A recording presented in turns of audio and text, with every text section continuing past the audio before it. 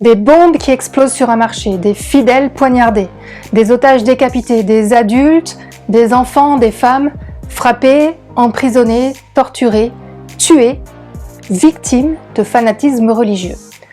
Depuis des années, le monde, pas seulement la France, est en alerte attentat et on reste médusé, angoissé, révolté même par cette haine qu'on a vraiment du mal à comprendre.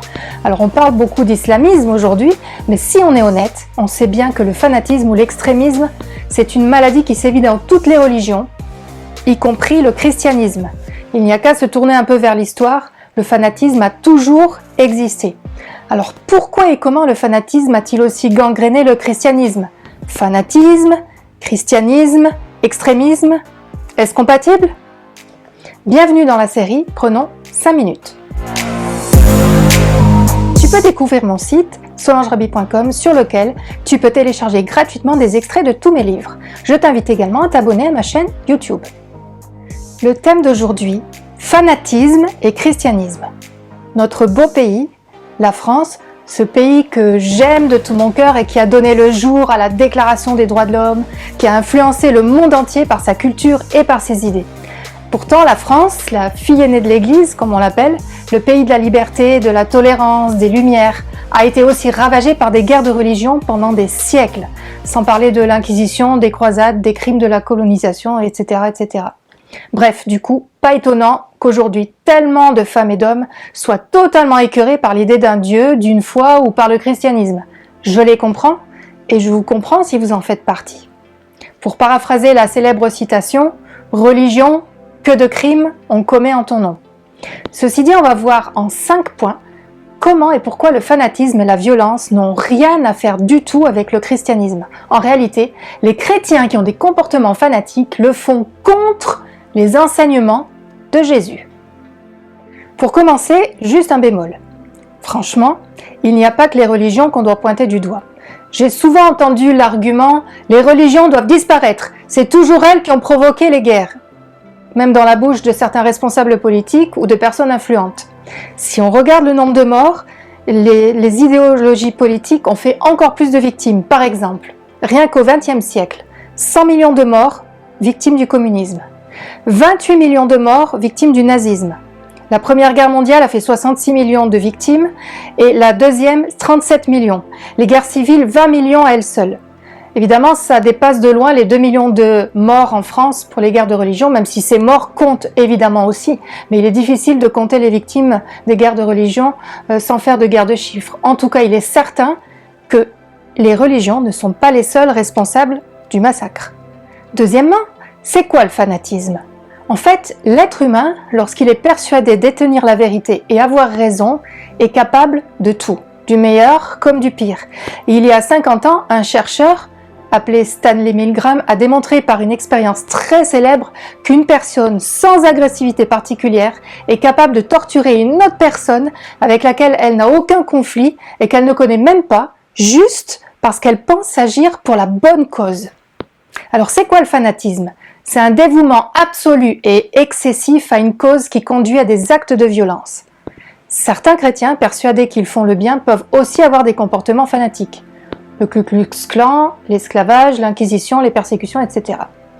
Pourtant, en regardant de près à ce qu'enseigne le Christ, on va voir que les vrais chrétiens, ceux qui sont réellement des disciples de Jésus-Christ et pas juste des imposteurs ou des adhérents, ne peuvent être des fanatiques violents. Pourquoi ? Parce que, troisièmement, Jésus lui-même a dénoncé le fanatisme. Si on prend l'exemple de Jésus, un véritable chrétien est censé imiter le Christ, puisqu'il s'appelle chrétien, petit Christ. Qu'est-ce que Jésus a enseigné ? Jésus a dit « Le voleur ne vient que pour tuer, égorger et détruire ». Ça, c'est le fanatisme. Jésus continue en disant « Moi, je suis venu pour que mes brebis aient la vie ». C'est tout le contraire du terrorisme produit par le fanatisme ou l'extrémisme. Un jour, par exemple, Jésus et ses disciples ont été victimes de rejet. Et Luc l'évangéliste, qui nous rapporte l'incident, nous raconte qu'en voyant cela, les disciples, Jacques et Jean, se sont écriés « Seigneur, veux-tu que nous commandions à la foudre de tomber du ciel sur ces gens-là pour les réduire en cendres ?» Mais Jésus, se tournant vers eux, les reprit sévèrement et leur dit « Vous ne savez pas quel esprit vous inspire de telles pensées. Le Fils de l'homme n'est pas venu pour faire mourir les hommes, mais pour les sauver. » Mon ami, l'esprit qui pousse à tuer, égorger et détruire, c'est celui du diable, du mal absolu. Lorsque Jésus a été arrêté, Pierre a essayé de le défendre en coupant l'oreille d'un des soldats qui était là. Jésus a immédiatement apaisé les choses en guérissant ce soldat. Jésus est venu donner sa vie, guérir, restaurer, réconcilier et faire du bien. Quatrièmement, le premier à enseigner la non-violence n'était pas Gandhi, c'était Jésus-Christ. Jésus a dit, vous avez appris qu'il a été dit, tu aimeras ton prochain et tu détesteras ton ennemi. Ça, c'est dans l'Ancien Testament. Mais moi, je vous dis, aimez vos ennemis, bénissez ceux qui vous maudissent, faites du bien à ceux qui vous détestent et priez pour ceux qui vous maltraitent et qui vous persécutent. Le christianisme est en fait la barre très très haut. La barre de l'amour est tellement haute pour l'autre que sans l'aide de Dieu et sans l'aide de Jésus, en fait, sans l'aide de son esprit répandu dans nos cœurs, il est même impossible d'y arriver. Jésus t'offre la réconciliation avec Dieu et avec les autres, la vie en abondance, la joie, le pardon, l'espoir. Jésus te demande de pleurer avec ceux qui pleurent, d'aimer non seulement ton prochain, ton voisin, ton ennemi ou un membre de ta famille, mais même ton ennemi. Ça, c'est révolutionnaire. Et ça demande vraiment l'aide de Jésus parce que c'est trop élevé, on ne peut pas y arriver tout seul. Celui qui se dit chrétien est censé imiter Christ.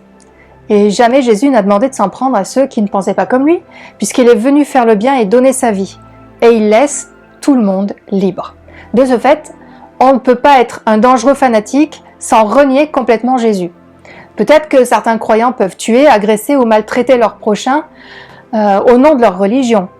Dans le christianisme, c'est juste impossible. Cinquième et dernier point, passer du fanatisme au christianisme, c'est possible. Il y a un exemple dans le Nouveau Testament de fanatique, celui de Saul de Tarse. Il persécutait les chrétiens, les pourchassait partout et les mettait en prison. Il est même allé jusqu'à approuver le meurtre d'Étienne, le tout premier martyr de l'ère chrétienne.